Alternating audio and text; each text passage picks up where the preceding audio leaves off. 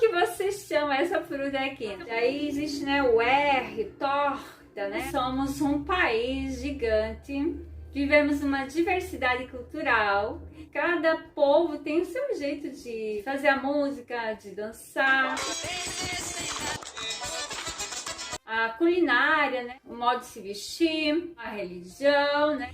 Mas falamos a mesma língua, o português, né? O Brasil tem essas diferentes teias, né? Nós temos que conviver com tudo isso. É considerado bárbaro que a gente não pratica na sua terra, né? A gente não conhece o outro.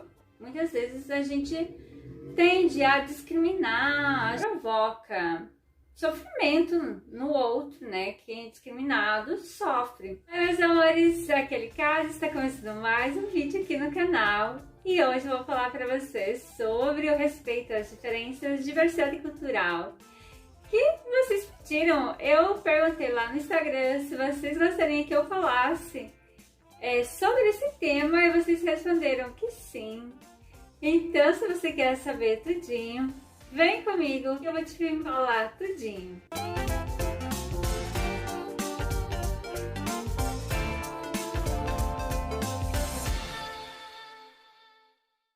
O tema da dissertação do meu mestrado foi sobre a diversidade cultural, o respeito às diferenças, né? A dissertação é um trabalho de conclusão de curso do mestrado, né? Onde a gente defende alguma ideia. E a ideia que eu defendi foi essa, né? A ideia foi como que os cursos de formação de professores que vão preparar os professores para trabalhar nas escolas, como eles estão sendo formados para esse tema da diversidade cultural, do respeito às diferenças, para que eles possam chegar na sala de aula e saber trabalhar com seus alunos, ensinar seus alunos sobre essas questões. Porque o que acontece? Né? Por desconhecimento, eu já vou falar para vocês o conceito de diversidade, o que significa isso, né? A diversidade étnica, essa mistura que nós temos aqui de povos, uma diversidade de culturas, né? Mas quando a gente não conhece a cultura do outro, desconhece, né? Tem um autor chamado Montaigne que ele fala assim: é considerado bárbaro que a gente não pratica na sua terra, né? Quando a gente não conhece o outro, a gente acha que é só o nosso ponto de vista que é o correto, o do outro não, e muitas vezes acaba discriminando, rejeitando o outro.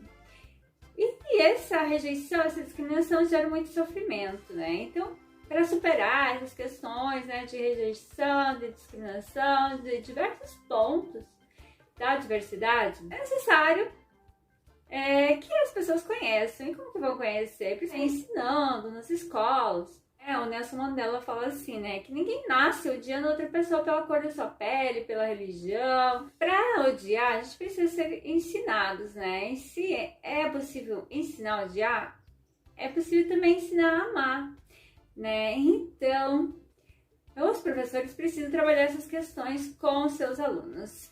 A dissertação, ela tem uma linguagem acadêmica, né? Então, eu vou tentar traduzir para vocês isso numa linguagem muito simples, uma linguagem cotidiana. Como que a gente vê isso, o cotidiano, como a gente vive, enxerga isso assim na vida prática.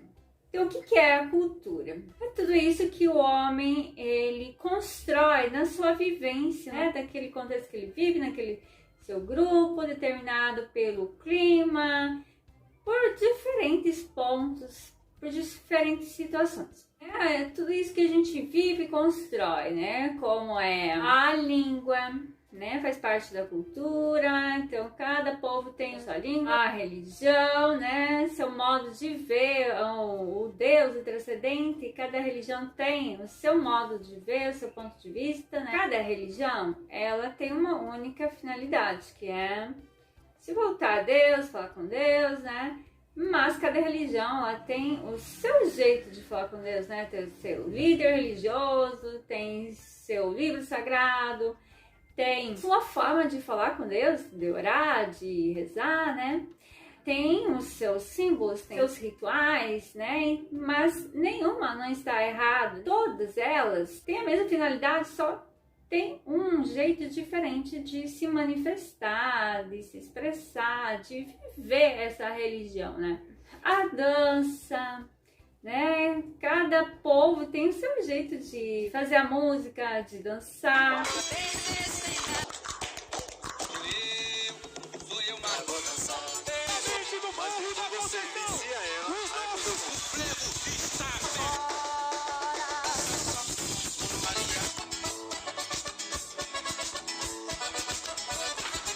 A culinária, né, que são os alimentos, seu jeito de se alimentar, o modo de se vestir.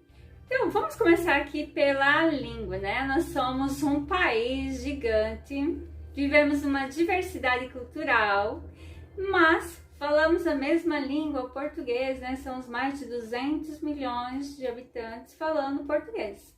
Tem grupos indígenas que até hoje não falam português, falam as suas línguas indígenas. Existem mais de 170 línguas indígenas diferentes aqui no país. O nosso português, ele é um pouco diferente do português de Portugal, né? Tem muitas palavras aqui que diferem. Por quê?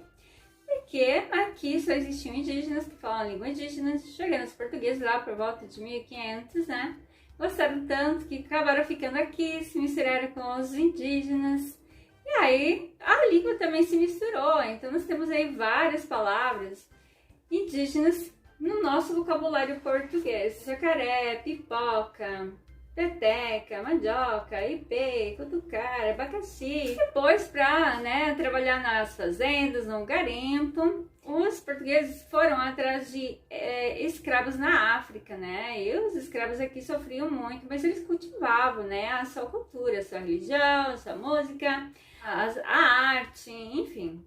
E também, né, acabaram se misturando aqui com os indígenas, com os portugueses, e também contribuíram para a cultura brasileira, né? E algumas palavras aí no nosso vocabulário que nós temos português é samba, né? Estamos bem na época do carnaval, onde é dançado samba aqui no Brasil. É uma contribuição dos africanos, né? Da cultura africana. Cochilar, cafuné, cachimbo, moleque, caçula, minhoca, quituti, chuchu, camundongo. E depois foram chegando, né, pessoas de muitos cantos, né, aqui para o Brasil. Então nós temos aí contribuição, né, dessa cultura, de palavras aí. Vamos ver algumas palavras aí da contribuição de diferentes povos aqui no nosso português, né?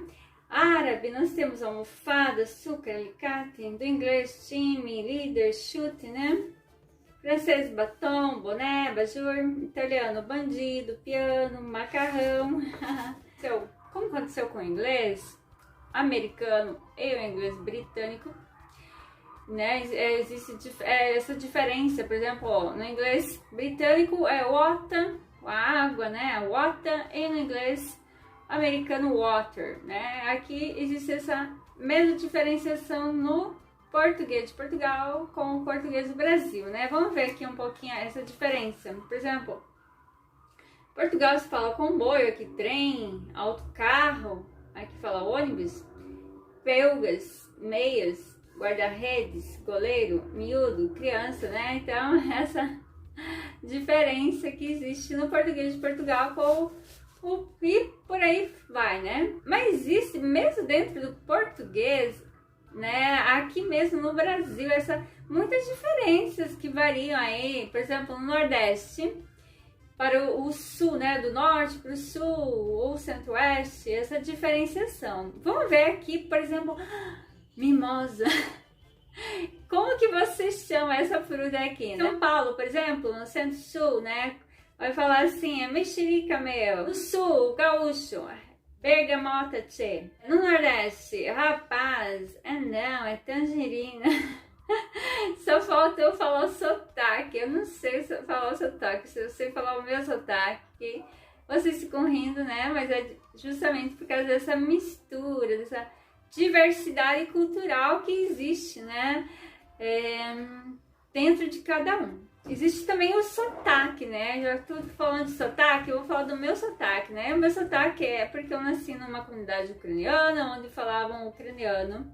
Depois eu aprendi português, depois fui para a Itália, aprendi italiano, depois eu trabalhei na área internacional, aprendi o inglês, depois eu queria ir para o Canadá, onde na parte que falava francês, eu aprendi o francês. Então, existe essa mistura de línguas, né, que vai formar o sotaque. Aí existe, né, o R, torta, né, que é muito, que eu acho que vem do francês, né, que fala muito no Rio de Janeiro, de São Paulo, né, torta.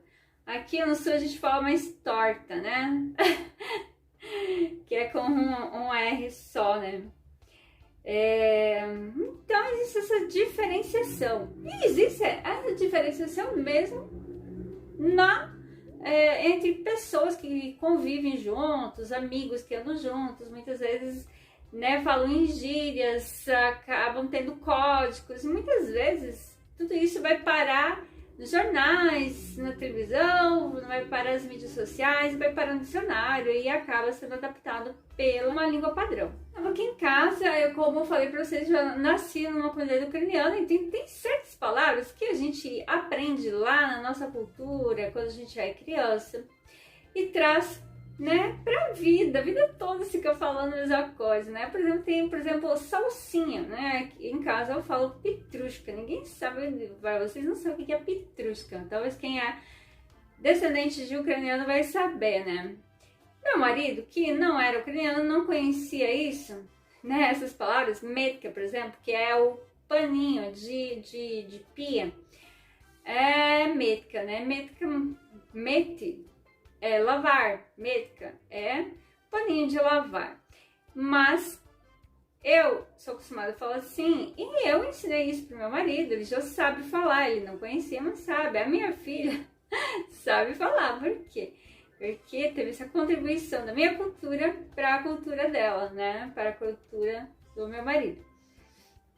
Então, eu baseei o meu mestrado, dissertação do meu mestrado, no significado de cultura dado por Geertz. Geertz é um autor, né, que vai falar sobre essa diversidade cultural.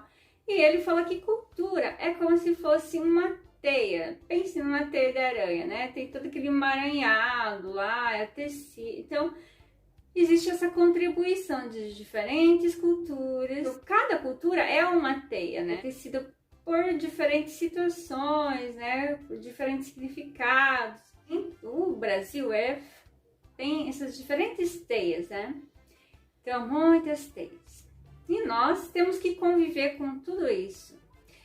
Então, muitas vezes a gente não conhece a teia do outro, a gente não conhece, né, qual que é o significado, por que o outro se veste assim, por que ele tem aquele sotaque, por que aquela expressão, por que aquele, né, por que aquele ritual que ele faz, por que ele tem aquela religião, reza assim, fala com Deus assim, por que se veste assim, por que ele come assim, por que daquela comida.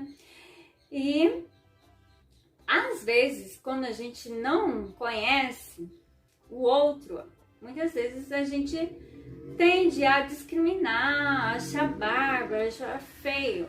Deixa nos comentários se você já algum dia foi discriminado por alguma situação, por alguma coisa que você, né, pelo jeito que você age, pelo jeito que você vive, pelo jeito que você se veste, né, por você descender de algum povo diferente, por você se vestir diferente, né?